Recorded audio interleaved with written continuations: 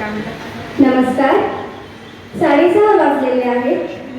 मी कस्तुरी वाकडे सृजन उपक्रमाच्या 238व्या आणि सृजन चंद्रपूरच्या सलग 182व्या कार्यक्रमात आपले हार्दिक स्वागत करते. हा सृजनचा सलग 16व्या वर्षातील पहिला कार्यक्रम आहे. हे इथे विशेष. आज आम्ही आपल्या समोर एक कलाकार जोडपे घेऊन येत आहोत. चित्रकला, गायन यात मुशाफिरी करणारे प्रशांत नवघरे आणि चित्रकला, कलाकुसर, रांगोळी, मुखपृष्ठ यात आपली ओळख निर्माण करणाऱ्या प्रीती नवघरे हे ते कलाकार जोडपे. सिटी हायस्कूल मधून कला शिक्षक म्हणून निवृत्त झालेले प्रशांत सर आणि आपल्या गृहिणी पदाला संपूर्ण न्याय देत कला साधना करणाऱ्या प्रीती यांना आपल्या कलेने सारे आकाशच व्यापून टाकलेले आहे. मी या दाम्पत्यांना सन्मानपूर्वक व्यासपीठावर पाचारण करते.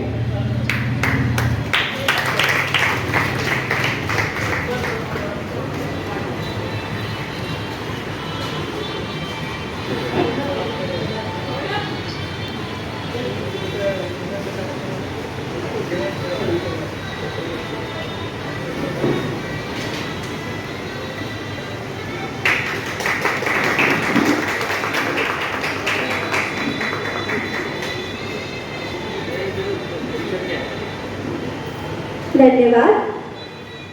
आज या कलाकार जोडप्याचा आपण कला प्रवास जाणून घेणार आहोत. बोलणारे जसे महत्त्वाचे असतात तसेच महत्त्वाचे असतात त्यांना बोलते करणारे. या कलाकार जोडीला आज बोलते करणार आहे प्रज्ञा नंदराज.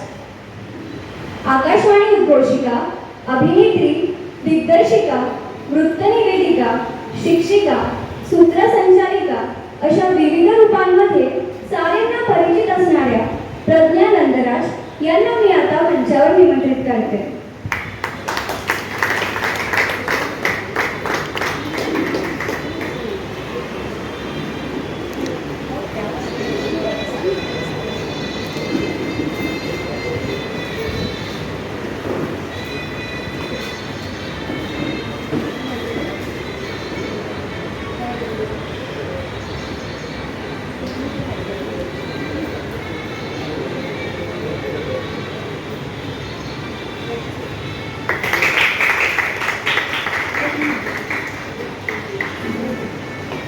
धन्यवाद.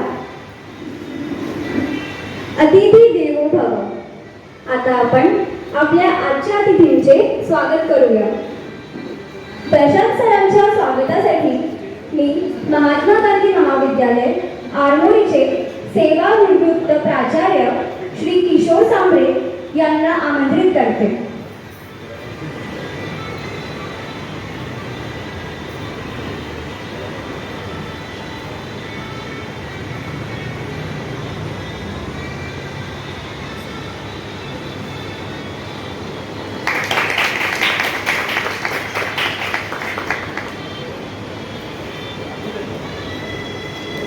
प्रीती यांचे स्वागत सौ कीर्ती सांबरे यांनी करावे अशी मी विनंती करते.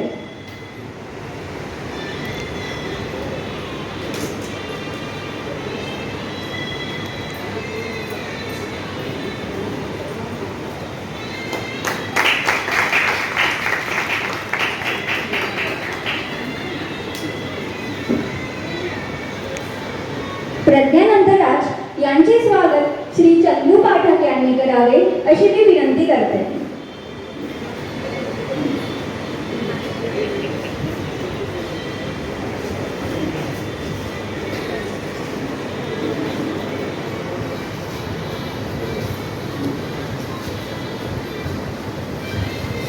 काही नाही इकडे.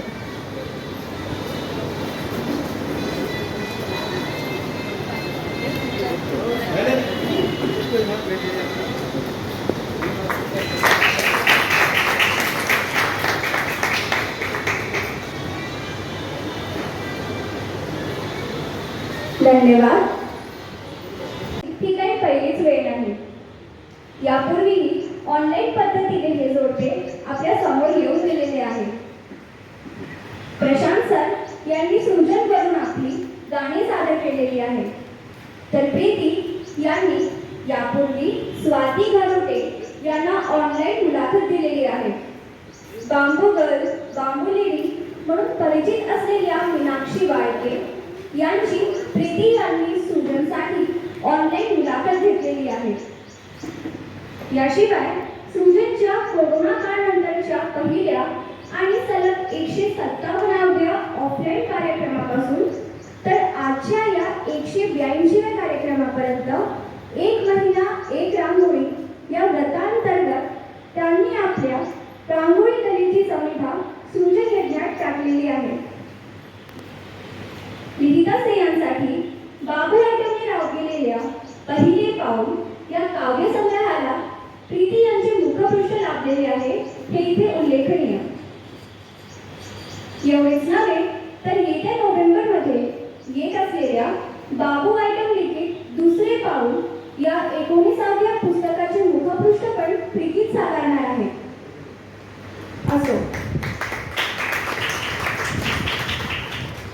असो मला कल्पना आहे की आपल्याला या कलासप्त जोडप्याचा प्रवास